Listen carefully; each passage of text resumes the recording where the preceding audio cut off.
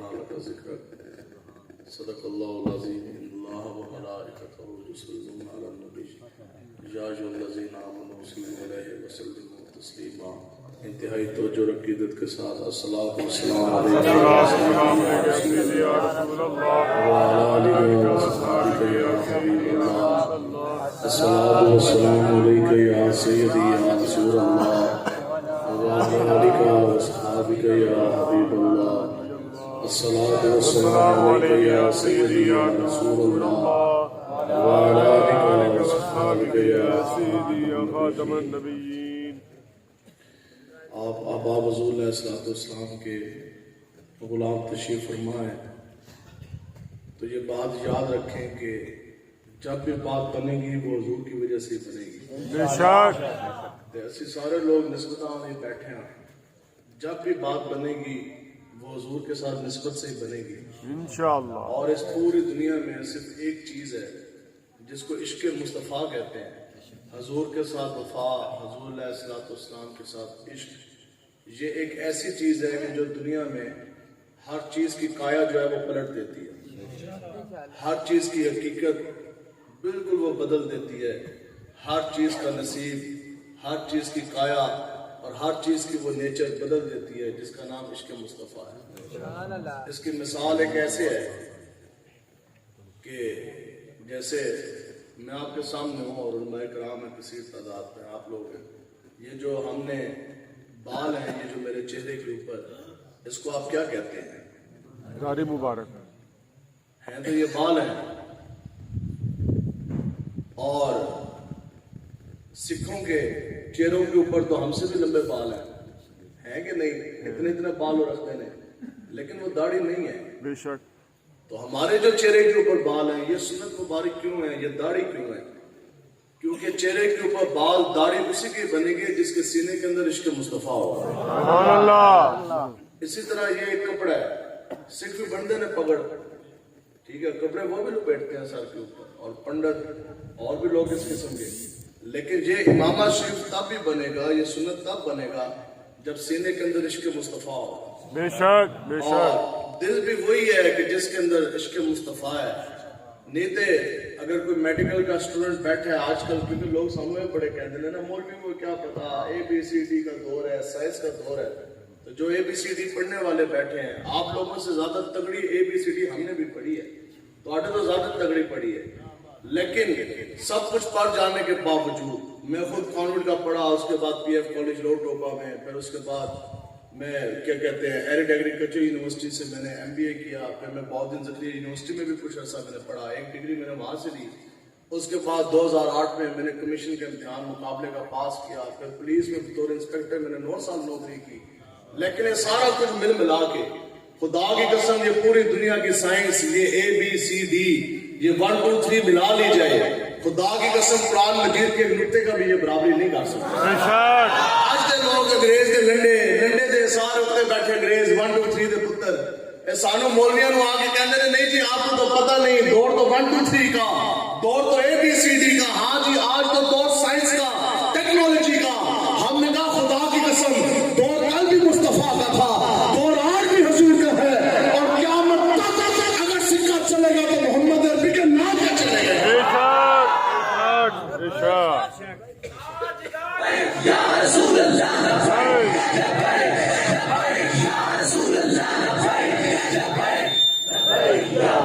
اس لیے یہ جسم کے اندر ہڈیاں ہیں جن کو انگریزی میں کہا جاتا ہے بونز، اور پھر یہ اس کے اوپر یہ ہوتے ہیں پٹھے جن کو کہا جاتا ہے مسلز۔ تو مسلز کا کام کیا ہے پٹھوں کا، کہ جو بازو کے مسل ہیں وہ بازو کی موومنٹ کے لیے، وزن اٹھانے کے لیے، کام کرنے کے لیے یہ پٹھے حرکت دیتے ہیں نا جسم کو۔ ٹانگوں کے جو پٹھے ہیں جو مسلز، ان کا کیا کام ہے کہ یہ چلنے میں، دوڑنے میں، ٹھیک ہے، یہ اس لیے یہ کام آتے ہیں۔ تو بالکل اسی طرح یہ جو ہمارا دھک دھک دھڑکتا ہے نا ہے پسلیاں کے اندر، سینے کے اندر، جس کو آپ لوگ دل کہتے ہیں، ہم تو نہیں کہتے، اور اہل علم اور اہل وفا، اہل عشق بھی اس کو دل ایک شرط کے اوپر ہی کہتے ہیں، ویسے وہ بھی نہیں کہتے۔ کوئی شخص آ گیا اعلیٰ حضرت کے پاس، آپ کے عرض کرنے لگا جناب وہ تو بڑا بے ادب ہے، گستاخ ہے، پتہ نہیں اس کے سینے کے اندر دل ہے، میں تو کہتا پتہ نہیں اس کے سینے کے اندر کون سا پتھر ہے، تو ہمارے امام آپ جلا کر آ گیا، آپ نے فرمایا کہ نہیں یہ تو پتھر کی توہین ہے، آپ نے فرمایا پتھر بھی آپ کا مولا کا چمکتا ہوا دعا چہرہ دے کے درود السلام کے نذرانے بھیجے، آپ نے فرمایا پتھر بھی آپ کا مولا کو دے کے درود السلام کے نذرانے نہیں بھیجتا تھا۔ انہوں نے کہا دل تو ہے نہیں، اور میڈیکل سائنس بھی یہی کہتی ہے کہ یہ دھڑکنے والا یہ صرف اور صرف مسکولر آرگن ہے جس کا کام صرف اتنا ہے، جیسے بازو کے پٹھے کا کام ہے بازو کا حرکت دینا، وزن اٹھانا، کام کرنا، بالکل اسی طرح یہ جو دھڑکنے والا ہے یہ ایک مسکولر آرگن ہے جس کا کام یہ ہے کہ یہ جسم کے مختلف حصوں کو خون کی فراوانی کرتا ہے، آکسیجنیٹڈ بلڈ جو ہے وہ سپلائی کرتا ہے، بس اتنا کام ہے اس پٹھے کا۔ تو پھر یہ پٹھا دل کا بنے گا، آغاز فرماتے ہیں یہ دھڑکنے والا پٹھا یہ دل کا بھی بنے گا جب اس کے اندر عشق مصطفیٰ ہو۔ اگر ایک دل ہے دسو جی خنزیر دے پسلیاں دے اندر نہیں ہے، کتے کے سینے کے اندر نہیں ہے، اعلیٰ حضرت کہتے ہیں نہیں یہ دھڑکنے والا پٹھا اگر دل بنے گا تو یہ تب بنے گا، دل ہے وہ دل جو تیری یاد سے معمور رہا، اور سر ہے وہ سر جو تیرے قدموں پہ قربان گیا۔ یاد رکھو جس کو جو ملا وہ حضور کی وجہ سے، پھر ہم نے جس کو بھی مانا آقا و مولا کی وجہ سے مانا۔ ابو بکر ابن قحافہ اگر صدیق اکبر بنے تو وہ بھی حضور کا صدقہ، اگر عمر ابن خطاب فاروق اعظم بنے تو وہ بھی حضور کا صدقہ، اگر عثمان ابن عفان ذوالنورین بنے تو وہ بھی حضور کا صدقہ، اگر علی بن ابی طالب حیدر کرام خدا کے شیر بنے تو وہ بھی حضور کا صدقہ، اگر خالد بن ولید سیف اللہ کی تلوار بنے تو وہ بھی حضور کا صدقہ، اگر داتا علی اجمیری بنے تو وہ بھی حضور کا صدقہ، اگر معین الدین چشتی اجمیری سلطان الہند بنے تو وہ بھی حضور کا صدقہ، اگر نعمان بن ثابت امام اعظم بنے تو وہ بھی حضور کا صدقہ، اگر عبدالقادر جیلانی غوث اعظم بنے تو وہ بھی حضور کا صدقہ، اگر 5ویں گریڈ کا کانسٹیبل ممتاز کائنات کا ممتاز بنا، شہید اعظم بنا، محافظ ناموس سے رسالت بنا تو وہ بھی حضور کا صدقہ، اور ویر چیئر میں بیٹھنے والے بابا جی اگر قاسم عشق مصطفیٰ بنے، مجدد دورہ بنے اور امیر المجاہدین بنے تو وہ بھی حضور کا صدقہ۔ زندہ باد، ختم نبوت زندہ باد، جاری صاحب بے شمار، علی تیرے جاری صاحب ایسے ایک کام کہتا ہے ہو جو نہ یہ پھول تو کلیوں کا تبسم بھی نہ ہو، اور چمن داہر میں بلبل کا ترنم بھی نہ ہو، اور یہ نہ ساتھی ہو تو پھر میں بھی نہ ہو، تم بھی نہ ہو، اور بزم توحید بھی دنیا میں نہ ہو اور تم بھی نہ ہو، اور خیمہ افلاق کا استادہ اسی نام سے ہے۔ اے گلے سے کر دیں آج بھی اگر یہ پورا ملک پاکستان نہیں پوری دنیا اگر کھڑی ہے تو فقط حضور کے نام پہ کھڑی ہے، یہ حضور کی وجہ سے کھڑی ہے۔ پھر کون ہے اس دنیا میں بڑے سے تو بڑا غوث، کتب، اوتاد، ابدال، کوئی حافظ، کوئی قاری، نمازیں پڑھانے والے، پڑھنے والے، کوئی بہت بڑے پیر صاحب، حضرت صاحب، علامہ صاحب، مفتی صاحب، کوئی دنیا میں ایک شخص آپ اٹھا کے دکھا دے کہ جو شخص یہ کہے کہ ہاں کہ میری شکل سلامت ہے تو وہ میری اعمال کی وجہ سے، میرے سینے سے زور دے میرے سب کچھ ہے، نہیں، سر کے بال سے لے کر پاؤں کے ناخن تک، خدا کی قسم سے آج اگر ہماری شکل سلامت ہے تو وہ بھی حضور کا صدقہ ہے، وہ بھی حضور کا صدقہ ہے۔ یہ پیری ہے تو یہ بھی حضور کی وجہ سے، آستانے ہیں تو یہ بھی حضور کی وجہ سے، مساجد ہیں تو یہ بھی حضور کی وجہ سے، اور خیمہ افلاق کا استادہ اسی نام سے۔ اس لیے ہم کہتے ہیں کوئی بندہ لوگ کہتے ہیں صدر ہے کسی نہیں بنتے، ہم نے کہا ساڑھے نزدیک تو چوڑا بھی نہیں بنتا، لوگ کہتے ہیں یہ وزیر اعظم ہے، یہ صدر ہے، یہ تھانے دار ہے، یہ ڈی پی او ہے، یہ ڈی سی او ہے، یہ کمشنر ہے، یہ بہت بڑا وزیر، یہ بڑا مشیر، ہم نے کہا سب کچھ ہوگا لیکن ہمارے نزدیک صدر وہی ہے جو حضور کے در کا سوالی ہے، وزیر اعظم بھی وہی ہے جو آقا و مولا کے نام کے ٹکڑے کھانے والا ہے، اور جناب وزیر بھی وہ، گورنر بھی وہ، جج بھی وہ، M L A M P A بھی وہی ہے جو حضور کا غلام ہے۔ ہاں کرسیوں سے بات نہیں بنے گی، ریڑھی لگانے والا ہو، لیکن ہو حضور کا غلام تو وہ ہمارا ایمان ہے، بے شک بے شک، لیکن بات جب بھی بنے گی وہ حضور علیہ السلام کی ہی وجہ سے بنے گی۔ جب تسی چاہتے ہو نا کہ دنیا میں قبر میں حشر میں بات بن جائے، جب چاہتے ہو نا کوئی بھار پاڑا بن جائے، ہر بندہ یہ چاہتا ہے نا کہ بھار بنے، بھار تو مراد ہے کہ کوئی گل بنے، تو یہ یاد رکھو کسی کا کوئی وزن نہیں، کسی کا کوئی سائز نہیں، بھار جب بھی بنے گا وہ حضور کی وجہ سے بنے بے شک، گا۔ سائنس ABCD 1 2 3 کرسی کے زور پہ بھار نہیں بنتا، اگر کرسی کے زور پہ بنتا ہو تو بتاؤ جی تھانے دار نہیں بڑا بھار، پھر اس کے اوپر جو آپ کا ضلع سیالکوٹ ہے، ضلع سیالکوٹ کا جو ڈی پی او بیٹھا ہے اس کا کتنا بھار، اور جو DCO बैठा है, डिप्टी कमिश्नर, वो तो ये कहता है जी मैं तो बेताज बादशाह हूं इस जिले का, जो कुछ मर्जी करूं, जिस मर्जी बंदे ने चुप दो। उसके ऊपर फिर कमिश्नर है जो पूरे डिवीजन का होता है, फिर ऊपर IG है, जर्नैल है, जज है। आपसे सवाल है, सेक्रेटरी जो होता है ना 22वें ग्रेड का, उसके मातहत सारे जर्नैल होते हैं। तमाम IGs जितने भी है ना IGs, वो सेक्रेटरी इंटीरियर के मातहत है। आप में से कितने लोग हैं जिनको आज सेक्रेटरी इंटीरियर का नाम आता है? कितने लोग हैं जिनको एडिशनल सेक्रेटरी का नाम आता है? क्यों नहीं आता अभी? दोस्तों ये तो सिटिंग जर्नैल है और अभी कुर्सी पे बैठने वाले हैं, इन सर्विस है। बाहर निकल के इशारे ला के हर चीज बंद होगी, हटो बच्चो जनाब, IG साहब आ गए, जर्नैल साहब आ गए, जज साहब आ गए। सिटिंग जर्नैल जिंदा आज भी कुर्सी में बैठने वाला बरसरे इख्तिदार, उसके नाम से वाकफ कोई नहीं। लेकिन बताओ कि 5वें ग्रेड का कांस्टेबल मुमताज पूरी दुनिया उसके नाम से वाकफ है कि नहीं है? भारत जदों भी बनेगा वो नाम मुस्तफा की वजह से बनेगा। इकबाल ये किसके इसके फैज़ आम है, रूबी फना हुआ बिलाल हबशी को तमाम है, और ये बड़े करम के हैं फैसले, ये बड़े नसीब की बात है। बताओ जी जिस वक्त कांस्टेबल मुमताज कादरी ने गवर्नर शैतान तासीर गुस्ताख रसूल का सीना 27 गोलियों से छल्ली किया, तो क्या उस वक्त उसके ऊपर जर्नैल नहीं थे? बड़े बड़े कर्नल तो ब्रिगेडियर तो DIG तो RPO तो DCO commissioner DPO SSP DIG के नहीं थे? वो सब मौजूद थे, लेकिन वो सोच नहीं रह गए। 5वें ग्रेड का कांस्टेबल बाजी ले गया। बिल्कुल इसी तरह बड़े बड़े ताज वाले, बड़े बड़े तख्त वाले और बड़ी बड़ी कुर्सियों पर बैठने वाले वो सोच नहीं रह गए। व्हील चेयर पे बैठने वाले बाबा जी बाजी लेंगे कि नहीं लेंगे?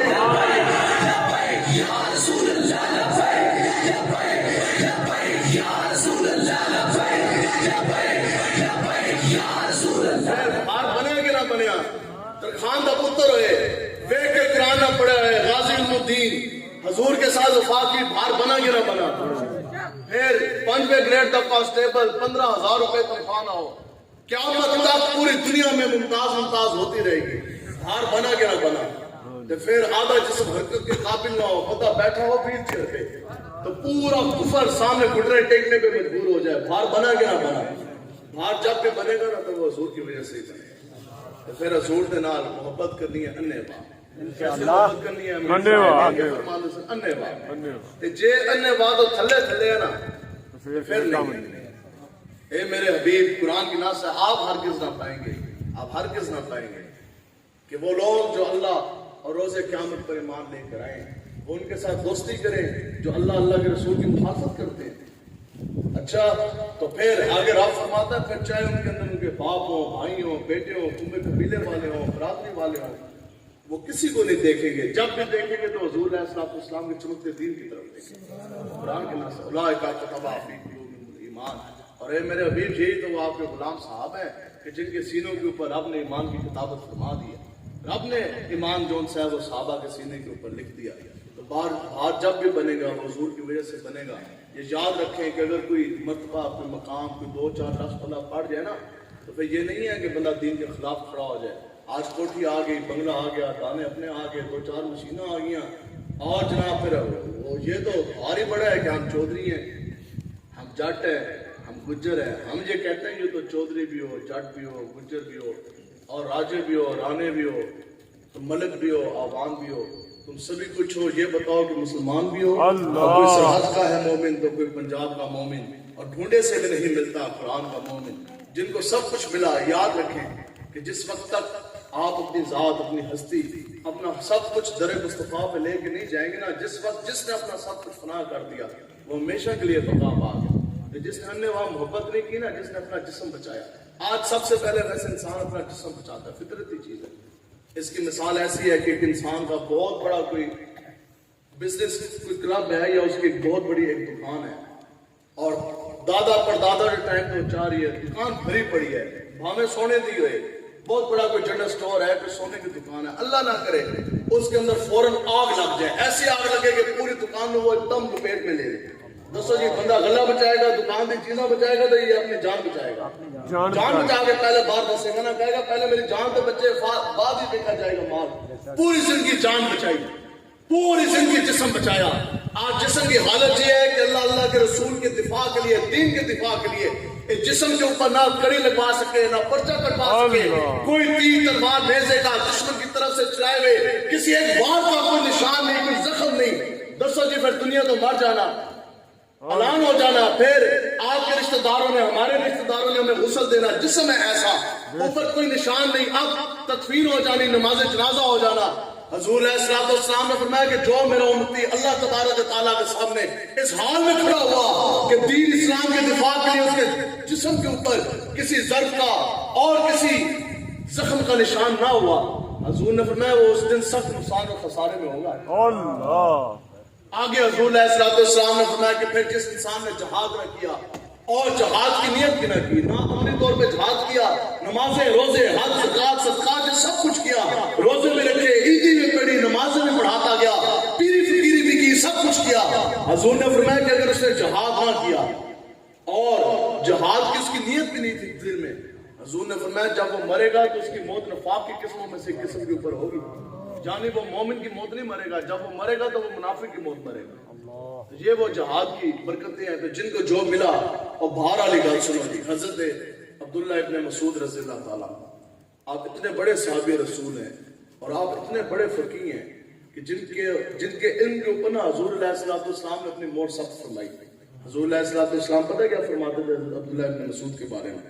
हजूर फरमाते थे कि इतना बड़ा इल्म है आपके पास, हजूर फरमाते थे जिस मसले के ऊपर अब्दुल्ला इब्न मसूद राजी हुआ, इसका माना मतलब ये है कि जो मसला अब्दुल्ला इब्न मसूद ने कुरान और हदीस से अखज़ किया, इस्तदलाल किया, जिस मसले के ऊपर अब्दुल्ला इब्न मसूद राजी हो गया, हजूर ने फरमाया कि उस मसले के ऊपर मैं भी और मेरा रब भी राजी हो गया। सुभान अल्लाह।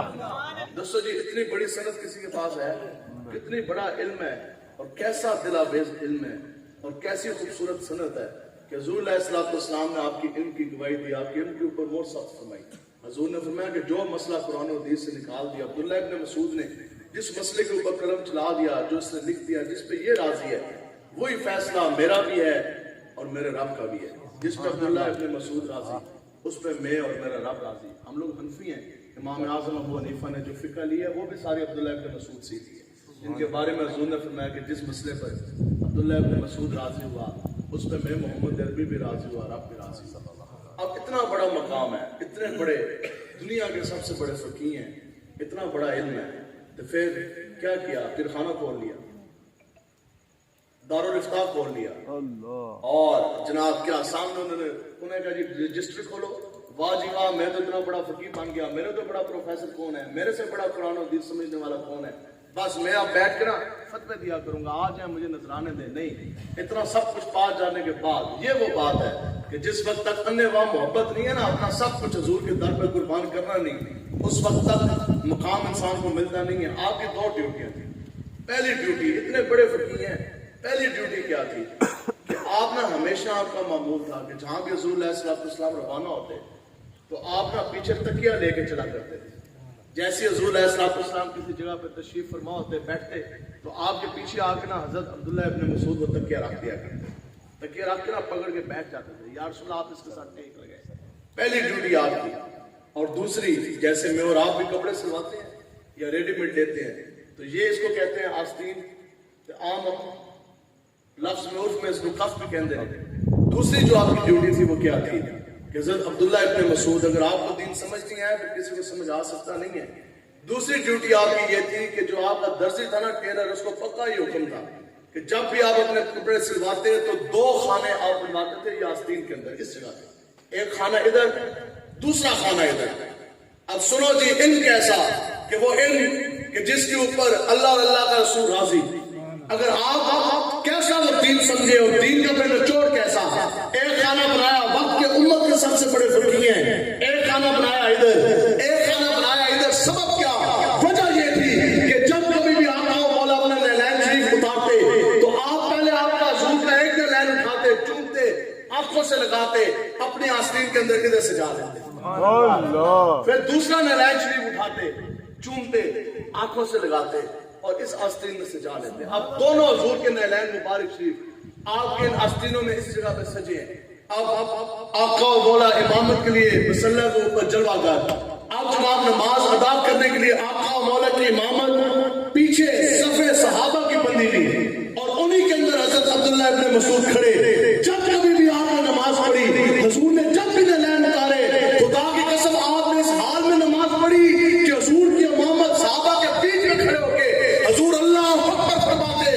عبداللہ ابن مسعود اس امت کے سب سے بڑے فقیہ، وہ کیسے نماز پڑھتے کہ حضور کے دونوں نینین آپ کے بازو میں سجے ہوتے، اللہ اکبر کر کے آپ نماز پڑھا۔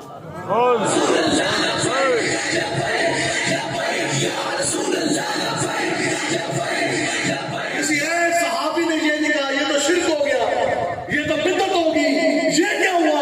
آہا، عشق اپنے فیصلے کرنے میں خود بڑا دلیر ہوتا۔ اقبال نے قلم اٹھایا، اقبال نے کہا کہ یاد رکھو وہ نماز ہوئی جس کے اندر عشق مصطفیٰ نہ ہو۔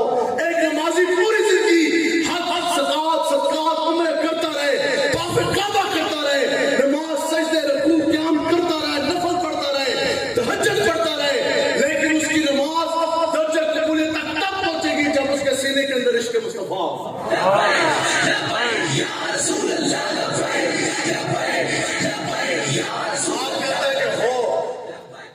شوق اگر تیرا نہ ہو میری نماز کا ایمان، ہاں تو علامہ اقبال نے قلم اٹھایا، یا رسول اللہ شوق تیرا اگر نہ ہو میری نماز کا ایمان، میرا قیام بھی حجاب میرا سجود بھی حجاب۔ یا رسول اللہ جے ساڑھے سینے کے اندر عشق ہے کوئی نہیں تو پھر وہ کون سی نماز ہے، وہ کون سی جون سی وہ چیز ہے؟ اس لیے غیرت بڑی چیز ہے، جہان تبدو میں بناتی ہے درویش کو تاج سر دارا۔ اس لیے حضور علیہ السلام نے فرمایا یہ یاد رکھیں، اے نہ تسی سمجھو کہ یار وہ ظالم تو ہے، اچھا جی پھر ہم اس کی حمایت تو کر رہے ہیں، پھر کیا ہوگا؟ اچھا وہ میرا دوست تو ہے۔ حضور علیہ السلام نے فرمایا، پہلی حدیث کی بات تھا، حضور نے فرمایا یہ بس نسبت کے لحاظ سے میں بات میں بس میٹ میں تقریر ہو گیا مکمل۔ حضور علیہ السلام نے فرمایا کہ انسان اپنے دوست کے مذہب پر ہوتا ہے، خلیل کا لفظ ہے۔ حضور نے فرمایا کہ انسان اپنے دوست کے مذہب پر ہوتا ہے۔ آگے حضور علیہ السلام نے فرمایا کہ پھر جس نے جس قوم کی مشابہت اختیار کی تو جو ہے کوئی نہیں گولی چلی ہے بادشاہ۔ حضور علیہ السلام نے فرمایا کہ جس نے جس قوم کی مشابہت اختیار کی قیامت والے دن اس کا اسی کے ساتھ حشر ہوگا۔ بے شک۔ تیسری حدیث بات کا حضور علیہ السلام نے فرمایا کہ جس کا پیار تم نے اپنے دل میں بسایا، جس کے ساتھ محبت ہے، اس کی شرح اس کا معنی کیا ہے، جس کو تم نے اپنا لیڈر مانا، جس کو اپنا رہنما مانا، جس کے لیے پیسہ لگایا، جس کے لیے زور لگایا، جس کے نام حمایت کی، جس کے لیے ڈیرے آج کھولے، جن کے لیے آج نعرے آپ نے لگائے۔ حضور علیہ السلام نے فرمایا کہ آپ دنیا میں بھی تم اس کے ساتھ ہو، قیامت میں بھی اس کے ساتھ، کوئی لڑائی نہیں، کوئی جھگڑا نہیں، آپ کو بالکل حق جون صاحب وہ کھول کے تو جو آواز آ رہی ہے پیچھے تک بانو بالکل حق کھول کے صرف بیان کر کے جا رہے ہیں۔ ٹھیک ہے، ابھی تو اندھیرا ہے، ویسے بھی ہم ہاتھ نہیں کھڑا کرتے۔ ہے کوئی آپ میں سے ایسا، اگر تو آپ نے لیڈر عمران کو مانا تو خدا کی قسم اس دنیا میں بھی آپ اس کے ساتھ ہیں، قیامت والے دن بھی آپ اس کے ساتھ کھڑے ہوں گے۔ بے شک۔ آپ میں سے جس انسان نے لیڈر نواز کو مانا، شہباز کو مانا، فواد کو مانا، شیخو کو مانا، بلاول کو مانا، زرداری کو مانا، خدا کی قسم اس دنیا میں بھی آپ اس کے ساتھ ہیں، قیامت میں بھی اس کے ساتھ ہیں۔ اور کوئی بھی کارکن، کسی بھی جماعت کا کوئی بندہ ان کے نعرے لگانے والا، ان کا فلیکس لگانے والا، حتیٰ کہ اس کے کہنے نہ کہنے سے کوئی فرق پڑتا نہیں، کیوں یہاں آقا و مولا کا اپنا فرمان عالی شان حدیث مبارک ہے۔ لیکن کوئی شخص یہ نہیں کہہ سکتا کہ جس کے نعرے آج میں لگا رہا، جس کی حمایت آج میں کر رہا، جن کے ساتھ آج میں کھڑا، یا اللہ اس تو قیامت والے دن مجھے اسی کے ساتھ اٹھانا، جو اس کے ساتھ معاملہ فرما وہ میرے ساتھ بھی فرما دینا۔ یہ صرف اور صرف ترا امتیاز لبیک والوں کے پاس ہے۔ ہم لبیک والے نماز پڑھیے تے دعا، اسی حج تے جائیے تے دعا، بیت اللہ شریف دیکھے تو تب یہ دعا، حضور کی جالی مبارک معاجہ شریف کے سامنے کھڑے ہوں تب یہ دعا کہ یا اللہ جس طرح تو نے ہم لبیک والوں کے اس دنیا میں ممتاز قادری اور امیر المجاہدین علامہ خادم حسین رضوی کے ساتھ کھڑا کیا، یا اللہ بالکل اسی طرح قیامت والے دن بھی ہمیں غازی علم الدین عبد الرحمن چیمہ، ہمیں جناب ممتاز حسین قادری اور امیر المجاہدین علامہ خادم حسین رضوی کے ساتھ کھڑا کری، اور ہمارے ہونٹوں پر ہماری زبانوں پہ یہ نعرہ جاری فرمائی، لبیک لبیک لبیک یا رسول اللہ، لبیک لبیک یا رسول اللہ، لبیک لبیک یا رسول اللہ۔ نسبت کے لحاظ سے صرف دو چار باتیں، آپ انسان ہیں، اگر کوئی شخص किसी को आके थप्पड़ मार दे, डंडा मार दे, चोरी कर दे, डकैती कर दे, उसकी जमीन जनाब उस पर कब्जा कर ले, बताओ जी हमारे भी बुजुर्ग बैठ जाएंगे और नहीं ये खैर है बस ठीक है, उसने जमीन वापस कर दी, माफी होगी, 100 कत्ल भी हो तो बाद में फैसला यही होता है, गल आगे मुक्ति है राजीनामे थे। साबित जो हुआ कि इन चीजों के ऊपर कॉम्प्रोमाइज किया जा सकता है। बड़े भी आगे बैठ जाते हैं और लड़ाई झगड़ा है, छठो यार ठीक है, उसने चोरी की, उसने माफी कर दी, माल वापस कर दिया, तौबा कर दी, ठीक है, लेकिन बताओ जी अल्लाह ना करे अगर किसी इलाके में कोई शख्स किसी की इज्जत आगे पामाल कर दे, किसी की इज्जत के ऊपर हमला करे, पूरा गांव पूरा इलाका इकट्ठा हो जाएगा, वो कहेगा नहीं भी धियां सारे दी सांझियां ने, इज्जत सबकी एक ही है, ये हमारा गुस्ताख है, इसने इज्जत पामाल की, इसके साथ कोई राजीनामा नहीं होगा। बताओ ये है मेरी और आपकी गैरत का पैमाना, ये है मेरी और आपकी गैरत का मयार, तो बताओ जी रब से बड़ा गैरतमंद कौन है? ते गल होए नबी दी गैरत, नबी दी इज्जत दी, तो फिर बताओ कि अल्लाह ताला उसको किस तरह माफ कर सकता है? तो ये याद रखो कि जानवर भी हम तो इंसान है ना, खुदा की कसम अगर जानवर भी किसी नबी की खिलाफ अगर वो सांस एक बार ले या अंदर खींचे तो क़यामत तक उसकी नस्लें भी बदबूदार हो जाती हैं। जानवर को भी छूट नहीं है, हैवान को भी छूट नहीं है, चाहे वो रेंगने वाला है, चाहे वो उड़ने वाला है, चाहे वो उसके पैर हैं कि नहीं है, जानवर भी अगर एक सांस किसी नबी के खिलाफ ले ले तो खुदा की कसम वो खुद नहीं क़यामत तक उसकी नस्लें भी बदबूदार हो जाती हैं।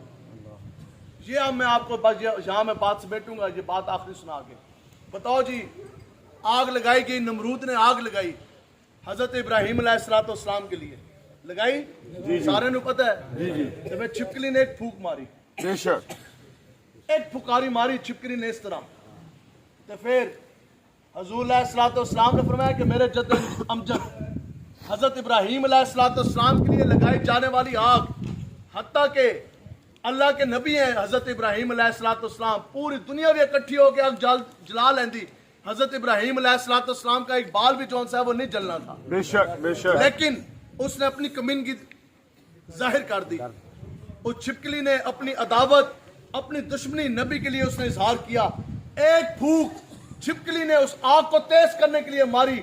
हुजूर ने फरमाया कि अब क़यामत तक वो छिपकली नहीं बल्कि क़यामत तक जितनी भी छिपकलियां उसकी नस्ल में क़यामत तक इस दुनिया में आएंगी, हुजूर ने फरमाया कि मेरा उम्मती अगर छिपकली को पहली ज़र्फ में मारेगा तो उसको 100 नफल नमाज का सवाब।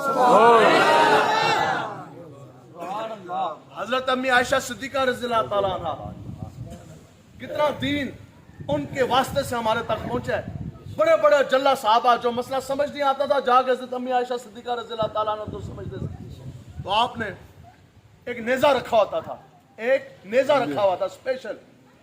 साहबियात पूछती थी कि अम्मी जान आपसे पूछती थी कि माँ जी ये नेजा किस मकसद के लिए? आप कहती थी ये नेजा मैंने इसलिए रखा है कि वो छिपकली जिससे हजरत इब्राहिम अलैहिस्सलाम के लिए लगाई जाने वाली आग को फूंक मारी, अब अगर उसकी कोई भी मुझे कोई छिपकली नजर आ जाए तो मैं इस नेजे से उसको मैं मारती हूँ। समझ गए हो जी? आगे अगली गाल कश्ती नूह सुनी हुई है, बड़ी मुश्किल तकरीर हमें आती भी नहीं, ऐसी करते भी नहीं है, लोग समझते नहीं है।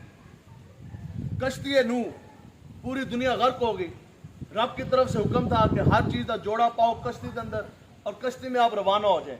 वो कश्ती जिसके मला हजरत नूह हो, कश्ती चलाने वाले वक्त के नबी हैं और कश्ती चल रही है रब के हुक्म से।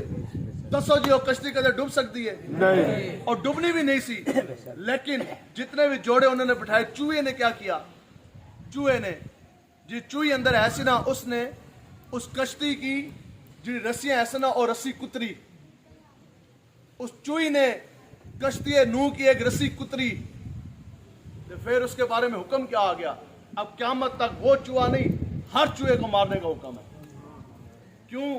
कि उसने कश्ती नूह की जौन सी है वो एक रस्सी कुतरी, हत्ता कि उसके कुतरने से होना कुछ नहीं था। अब दसो जी जिरा चूहा एक कश्ती नूह की कश्ती की एक रस्सी कुतरे तो वो हमेशा से बदबूदार हो जाए। अक्ल का घोड़ा तो यही है ना, अक्ल तो यही कहती है कि सजा तो मिलनी चाहिए थी उस चूहे को। आज तक जिरा चूहा है नारोवाल के अंदर, सादोकी के अंदर, आपके जनाब इधर पसरूर के अंदर, इसकी उसके साथ कौन सी रिश्तेदारी है? डीएनए भी नहीं मिलता।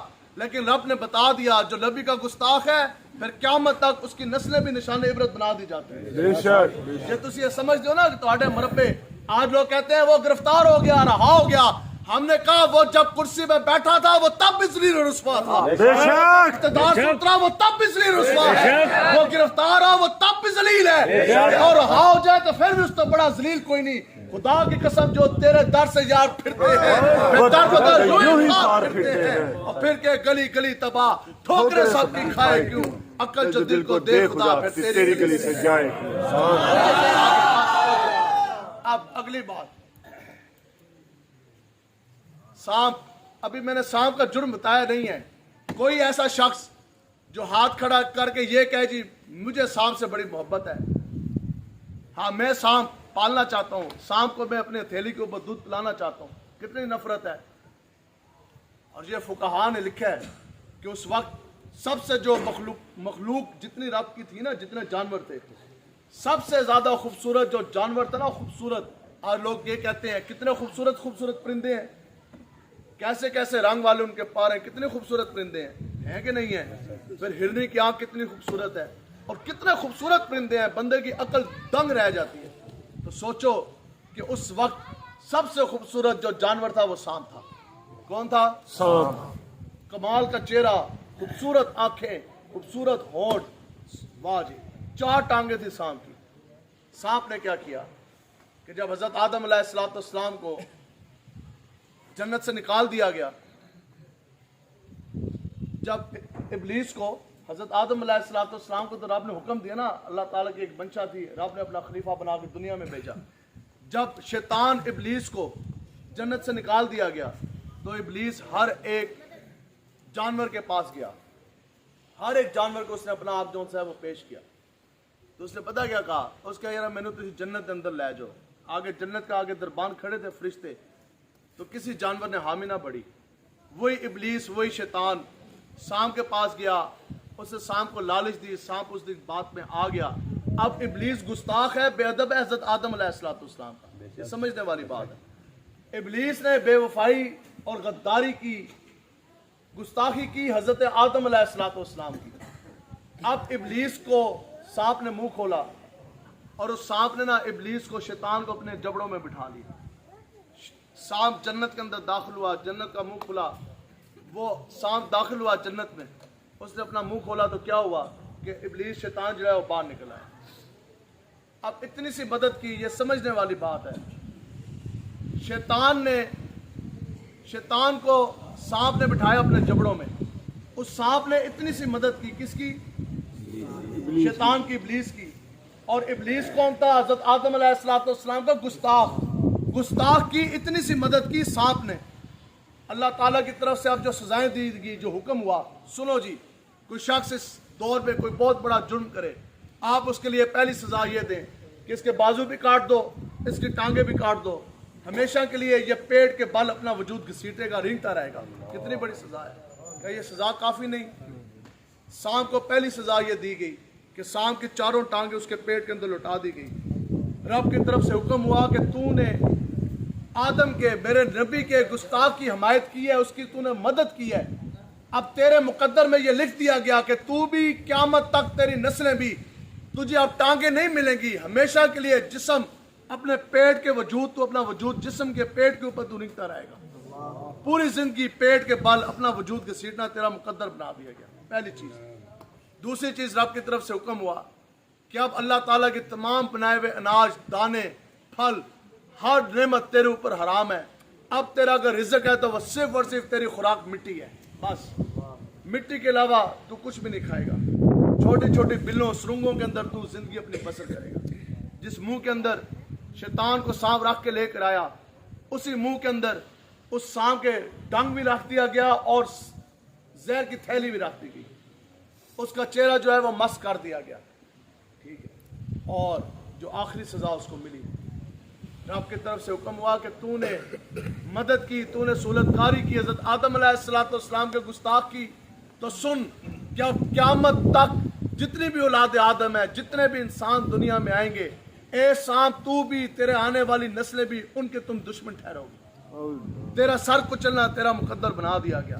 اب بتاؤ جی سانپ کو پھر کیسی سزائیں ملی؟ حتیٰ کہ سانپ نے تو خالی مدد تو حضرت آدم علیہ السلام کی گستاخی کی تھی، تو معافی تو مل جانی چاہیے تھی. لیکن وہ सांप नहीं, क़यामत तक सांप की नस्लें भी बदबूदार होगी। आगे आगे हदीस मुबारक हुज़ूर अलैहिस्सलाम ने अपने सहाबा को, अपने उम्मतियों को हुक्म क्या फरमाया कि वो सांप जिसने हज़रत आदम अलैहिस्सलाम के गुस्ताख की मदद की, हुज़ूर ने फरमाया कि हर मोमिन के ऊपर लाजिम है कि जहां वो सांप को देखे वो उसका सर कुचल दे। हुज़ूर ने फरमाया कि जिस मोमिन ने किसी सांप को छोड़ दिया वो हम में से नहीं। पहली हदीस मुबारक। आगे हुज़ूर ने फरमाया कि जिस किसी मुसलमान ने सांप का सर कुचला, सांप को मारा, बस वो ऐसे ही है कि जैसे उसने किसी काफिर को मार दिया।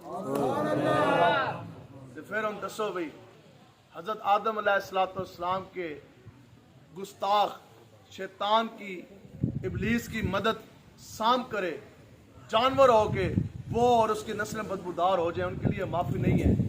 तो फिर जो आका और मौला की गुस्ताख आसिया मलूना गुस्ताख रसूल को जहाज में बिठा के रहा करे, वो अल्लाह अल्लाह, जो हुज़ूर अलैहिस्सलाम के क़ीदा ख़त्म नबूवत के ऊपर पार्लियामेंट के अंदर डाका डाले, वो तो फिर आप इनका साथ देंगे?